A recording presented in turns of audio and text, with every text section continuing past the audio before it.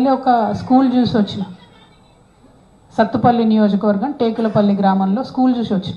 అది ఎప్పుడో పెద్దలు రామరెడ్డి వెంకటరెడ్డి గారు ఉన్న టైంలో కట్టినటువంటి హాస్టల్ బిల్డింగ్. ముంగట్నేమో మోడల్ స్కూల్ కొత్తది ఉంది, కేసీఆర్ గారు కట్టించింది. వెనుక మాత్రం పాత హాస్టల్ బిల్డింగ్ ఉంది. ఒక్కసారి ఇమాజిన్ చేయండి అన్న, మనం నిద్రపోతుంటే పైనుంచి పైకప్పు ఎప్పుడు ఊడిపడుతుందో తెలియనటువంటి పరిస్థితులలో అక్కడ ఆడపిల్లలు దాదాపు 150 మంది ప్రాణాలు అరచేతిలో పెట్టుకొని ఉంటా ఉన్నారు. నిజంగా నేను నా స్కూల్ సందర్శన చేస్తూ ఉంటే మాతో వచ్చినటువంటి చాలామంది కళ్ళనీళ్ళు పెట్టుకున్నటువంటి పరిస్థితి.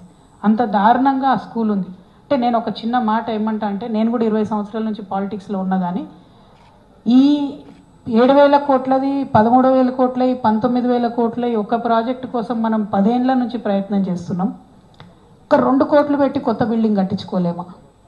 అంటే మన ప్రాధాన్యతలు ఎక్కడ పెడుతున్నాం రాజకీయంగా అని విశ్లేషించుకోవాల్సినటువంటి అవసరం ఉంది. ఆ మార్పే సామాజిక తెలంగాణ అంటున్నాం.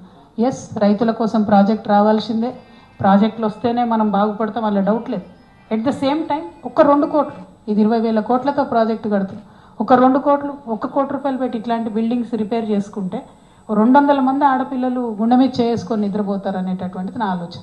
దానికోసమే మన ప్రాధాన్యత క్రమాలు నిర్ణయించుకోవడానికి సామాజిక తెలంగాణ కోణం రావాలి.